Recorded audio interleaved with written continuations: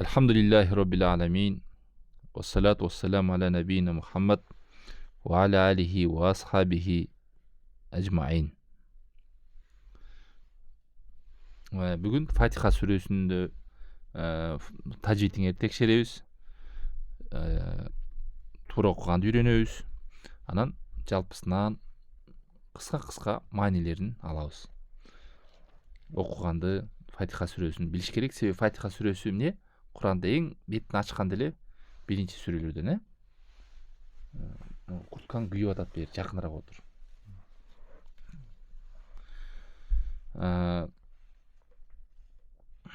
Фатиха сүрөсү Курандын энеси деп коет. Эмкиде сурайм, жакшылап түшүнүп калгыла. Эмнеге энеси деп коет десе, Курандагы маанилердин баардыгы ушу Фатиха сүрөгө жалпысынан эмне кылат экен? Кайтат дейт. Фатиха сүрө улуу сүрө.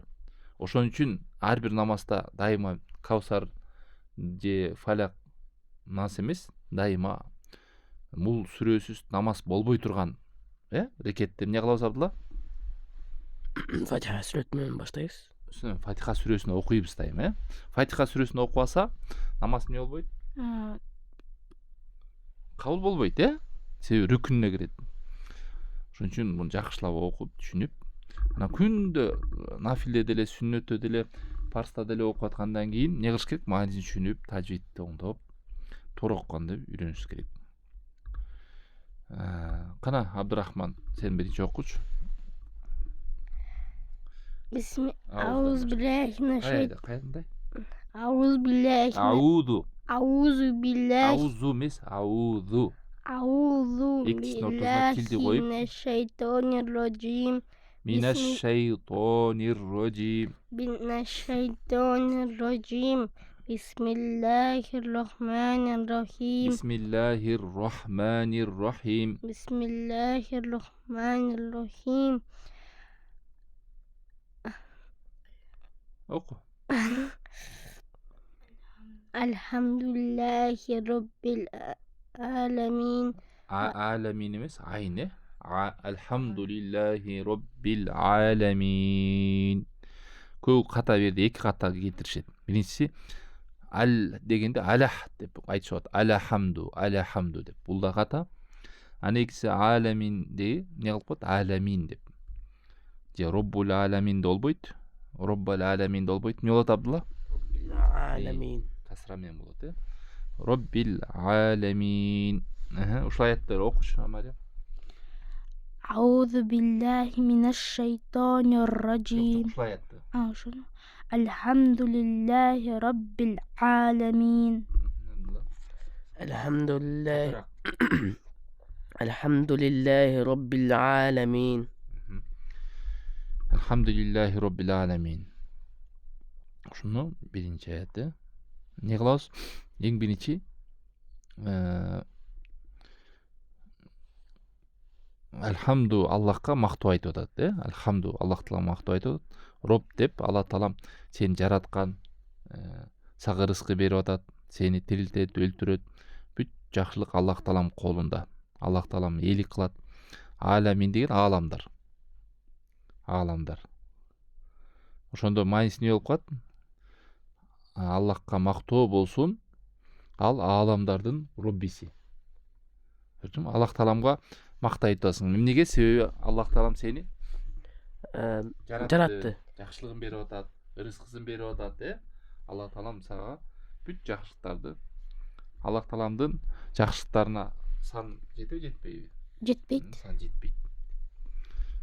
Немат Elhamdülillahi Rabbil alamin. Ааламдардын Роббисине мактоолор болсун. Аллахка мактоо айтуу деген эмне экен, Абдулла? Мактоо. Elhamdülillah, Аллаху акбар.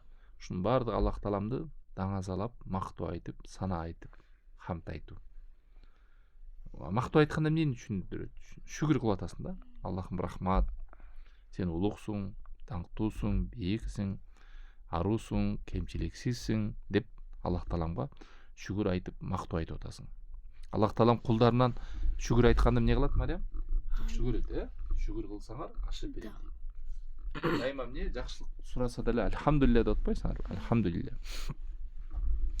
Андан кийинки аят оку Абдурахман. Ar-Rahmanir-Rahim. Ar-Rahmanir-Rahim. Ar-Rahmanir-Rahim. Ar-Rahmanir-Rahim. Ar-Rahmanir-Rahim. Ar-Rahmanir-Rahim. Келе Рахмани Раим да болот катаалдагы.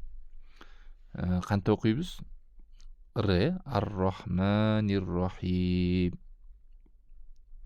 Мунун мааниси Ар-Рахман деген Алла таалам ырайымдуу деген сөз. Ушу ырайым менен бүт ааламга ырайым төгүп турат.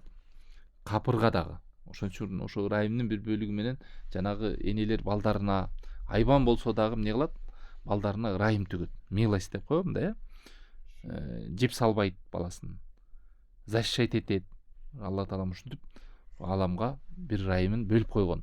Ошо менен адамдар, махлукаттар бири-бири менен эмне кылып турат? Ырайым менен бөлүшүп, бири-бирине ырайым төгүп турат. Түшүнүңөрбү ырайым деген маани? Бул капыргада, мусулманга да баардыгына эмне? Жакшылык. Бүттүгүнө берип турат. Рахим деген Алла таалам өзүнүн мындай тандалган момундарга гана берилет. Түшүнүңөрбү? Рахман менен Рахим. Рахман бул не? Жалпы. Рахим сен жакшы жүрсөң, түз жүрсөң, Кудайдын буйругун аткарсаң, тыйгандан тыйсаң, уже бул өзгөчөлүк. Тиги ырайым болсо бул мээримин төгүп келет. Ырайым болсо мындай кенен, жалпы, мээримин төгүү бул жеке.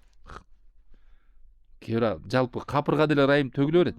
Бирок мусулман момунга өзгөчө Алла таалам мээрими төгүлөт. Түшүнүңөрбү? Айырмасын түшүнүңөрбү? Рахман менен Рахим. Рахман жалпы, Рахим болсо өзгөчө Алла тааламдан келет. Бул кимдерге келет? Өзгөчө мусулман момундарга келет. Андан кийин аятты окуп тур.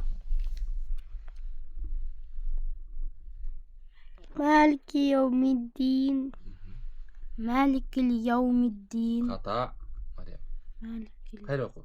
Maliki yawmiddin. Сен биринчи Маликил дедиң, андай эмес, Малики Яумиддин. Maliki yawmiddin. Maliki yawmiddin. Мунун мааниси эмне? Малики деген келе Малику дейт. Келе болсо Малика дейт. Алда ката. Яумиддин дегенде Яумуддин дейт. Ката. Яумаддин ката. Малик деген падыша деген. Кайсы күн падышасы десе кыямат күнү. Яумиддин дегенде эстегиле сурак күн. Дайым эстегиле намазда турганда сурак күндө Алла таалам падыша. Эмнеге падышаээлик кылат десе, ошол күнү эмне кылат экен? Алла таалам жаза берет. Жакшы келген адамдарга жакшылык, жаман адамдарга жамандык. Жазасын берет. Жаза деген эмне?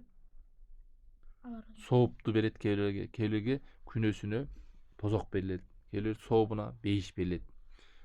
Мындай чыкканда кыямат күндүн падышасы деп түшүнгүлө. Эмнеге кыямат күн падышасы десе, бул дүйнөдө мен деген падышалардын баардык кыямат күндө эмне болот? Жок болот. Чыныгы Алла тааламдын падышачылыгы кыямат кайымда эмне кылат? Көрүнүп турат да. Бул дүйнөдө мен деген кыйынмын деген падышам бар жок. Кыямат кайымда Алла таалам өзү ээлик кылып, сооптун берип, күнөөлөргө жазасын берип, соопторго жакшылыгын берет. Намазды окуганда ушундай эстегиле. Ошон үчүн алымдар ушу 3 аятта Альхамдулиллахи роббил аламин дегенде сүйүү бар дейт, эстеп калла. Ар-Рахман Рахим дегенде үмүт бар дейт. Ал эми Малики Яумиддин дегенде коркуу бар дейт. Ушу 3 аятта биринчисинде сүйүү бар дейт, Ар-Рахман Рахимде үмүт бар. Малики Яумиддинде коркуу бар. Эмнеге биринчи аятта сүйүү бар? Бүт барга ырайым берет жана. Жок.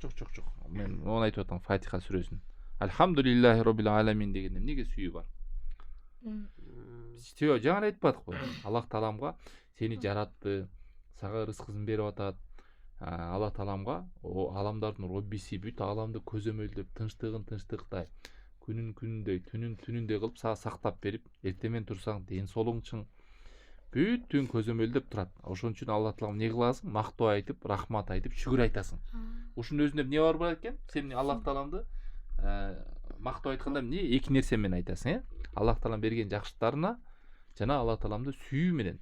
Сага азыр бул дүйнөдө эле бирөө жакшылык кылса эмне кыласың? Сүйүнөсүң, ал адамды жакшы көрөсүң. Эмнеге жакшы көрдүң Абдулла?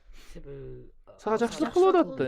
Ал эми сага жамандык кылып, сага зыян кылып, жакшылык кылбаганда эмне кыласың? Жаман көрөсүң.